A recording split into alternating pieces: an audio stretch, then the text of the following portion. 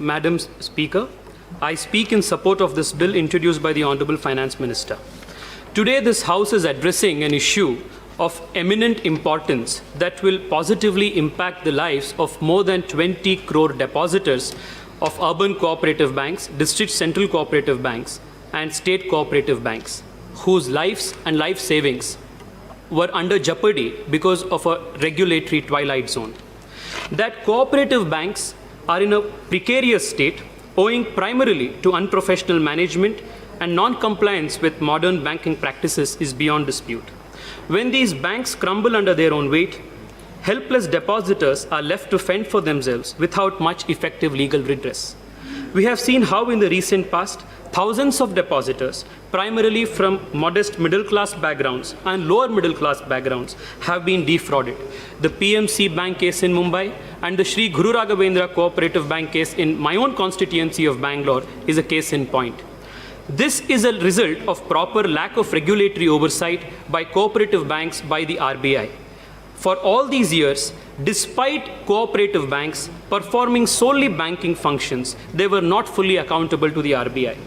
However, strangely, the opposition does not seem to be keen on cleaning up the mess in this sector. And their opposition to these reforms stands on shaky and spacious grounds. The first opposition is on the ground that this parliament lacks legislative competence to enact this bill and that this is against a federal structure. The argument does not hold water for the following reasons. Madam, the third proviso to Article 243 ZL Clause 1 states that provisions of the Banking Regulation Act 1949 apply squarely to all cooperative banks. Speaking on this, the Constitutional Bench of the Supreme Court, in many judgments, the latest being the constitutional judgment in Panduranga Ganapati Chaugule versus Vishwas Rao Patil, as recently as May 2020, stated that the constitutional provision itself makes a distinction between a cooperative bank and other cooperative societies and applied the law enacted under entry 45 of list 1 of the 7th schedule to the cooperative banks. It thereby set at rest all controversy concerning the applicability of the BR Act 1949 to banks run by cooperative societies. It also made it clear that such banks are governed under Article 40, entry 45 list 1 of the 7th schedule. Madam, the proposed bill only refers to such societies which are solely performing banking functions, and it is to be noted that incorporation powers are still with the state registrars, and therefore it requires the scheme envisioned by the Supreme Court. It is also pertinent to note that just like how banking companies are registered under the Companies Act, but are governed under the BR Act, the cooperative societies performing solely banking functions will be incorporated under the respective states' Cooperative Societies Act, but will be governed in their banking functions and connected management functions by the BR Act. Therefore, this area of law is no more res integra, and I would want to urge the members of the opposition, many of whom are learned lawyers, to appreciate the Supreme Court's reasoning on this. Madam, the second ground of attack is that the proposed amendment debilitates the cooperative banks and dilutes their fundamental cooperative features. But we must first understand how cooperative banks are different from other cooperative societies which are not involved in banking. Cooperative banks are strictly not cooperative in nature, as they mobilize funds not only from among their members but also from the general public. This is not the case with other cooperative societies. This is the reason why cooperative banks are barred from performing non-banking functions. Also, cooperative banks are controlled by shareholders who are also members of the society, but depositors are not always members of the society. Therefore, a non-member depositor is not permitted to participate in the decision making or borrow his money, although it is his funds that are at stake.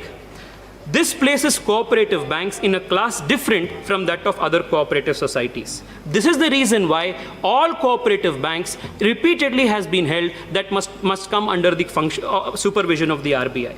All these years, madam, the biggest problem before the cooperative banks and their administration was the problem of dual control.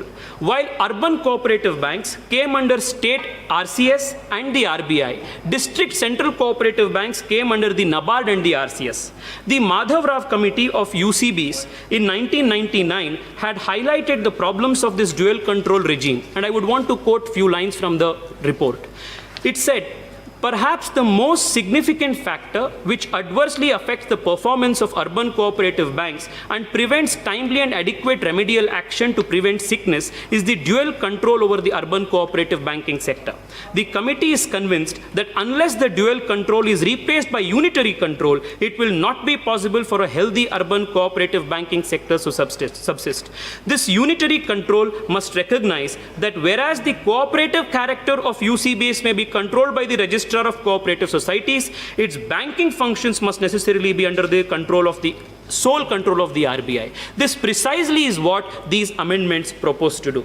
In that regard, Madam, in 1999, the Madhav Rao Committee had made recommendations that the BR Act must be amended. Sadly, for all these years, these were not done. And to even do these, bring these monumental reforms, it took a Narendra Modi government in office. From the perspective of the depositor, Madam, a bank is a repository of trust. The moment a financial institution uses the word bank, the depositor presumes that it is supervised and guided by the RBI and therefore his deposits are safe. He does not understand, nor does he know, that multiple legislations cover the field of banking and cooperative banks. This dual control regime therefore placed depositors of different banks on different pedestals, which created a peculiar practical as well as a constitutional problem. Nothing highlights this anomaly better than the recent redressal of the Yes Bank by the timely intervention of the central government, the finance minister, and the RBI, by facilitating speedy reconstruction of the Yes Bank, while depositors of both PMC Bank as well as the Guru Raghavendra Bank continue to be in distress because of the moratorium placed on the respective banks even to this day.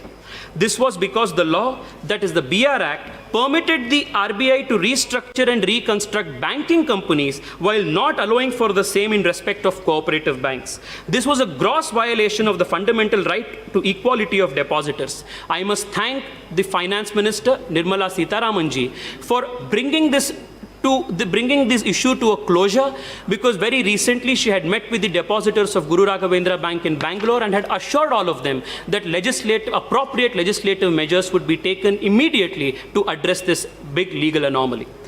Madam, it is also pertinent to note that the amendment to Section 45 of the BR Act will henceforth allow reconstruction of banks without the imposition of a moratorium, thereby avoiding disruptions and panic in the financial system.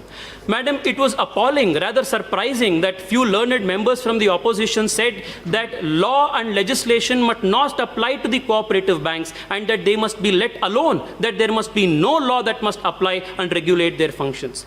Madam, banking is a very sensitive issue, and this is a space which cannot be let to have any statutory vacuum. Even ancient civilizational India was aware of this necessity and had framed appropriate rules in the Dharma Shastras. I would want to quote only one sentence from the Manusmriti. In the Manusmriti, a few thousand years ago, the lawgivers then had envisaged, Yo nikshepam narpayati yascha anikshipya yachate Tavubhav choravat shasyau dapyava tat samam damam. This means a borrower who does not repay his loan and a banker who does not repay a depositor, both are thieves and must be punished. Therefore, Madam, even since long, the importance of regulation on banking matters was stressed. However, in respect of cooperative banks, because of non-implementation of RBI suggestions, resulted in a clique of persons controlling cooperative banks in different states, resulting in huge losses to depositors and therefore consequent loss of the common man in the banking system. Let me just give one small example, Madam, before I conclude. The half of the deposits of the PMC Bank is alleged to have been borrowed by the chairman of the bank. In the case of the Guru Raghavendra Bank, only 27 borrowers have borrowed upwards of 927 crores and have contributed to more than 70% of the total NPAs. The reforms that are today proposed will put an end to the conflict of interest of the promoters and usher in modernity, professionalism, and progressive banking practices in the cooperative sector.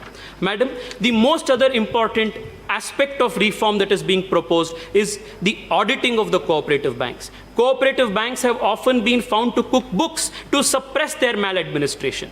Even the creation of fake deposits, evergreening of NPAs, fictitious loan creations, and false profit and loss statements are found at the time of emergence of scams.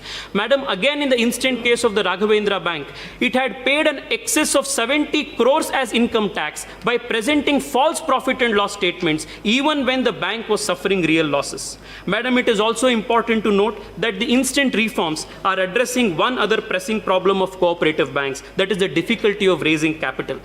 Madam, in case of companies and commercial banks, capital can be transferred from one person to another, but is not refunded to the shareholder. But in a cooperative society, capital is refunded to a member if he or she so demands. Also, because there is no scope for appreciation in the value of share capital of a cooperative bank, mobilization of capital is a problem. Therefore, these reforms propose suitable provisions to make additional avenues to cooperative banks to raise additional capital. At the same time, it must be appreciated that the new avenues for raising capital are provided without compromising on the fundamental cooperative principle of one member and one note. Madam, I would want to say in conclusion that even the provisions related to the removal of the board of a cooperative bank has been made mandatory with a consultation with the state government. This is in line with the constitutional principle of cooperative federalism. Contrary to the arguments that the opposition is making, these reforms will not only strengthen the cooperative banks across the country, but will also revive confidence of the small depositor, the micro business owner in the formal banking system, as in many cases, it is the local cooperative bank that is the face of banking system in India. Our government, under the leadership of our Honorable Prime Minister Narendra Modi, has always strived to protect the interests of the most vulnerable section of the society. These reforms today, madam, which are historic in nature, will help the state strive towards achieving Mahatma Gandhi's goal of enabling and empowering the weakest of the weak and the poorest of the poor. I thank Honorable Finance Minister Nirmala Sitharaman for bringing this very important bill. Thank you so much for the opportunity, madam.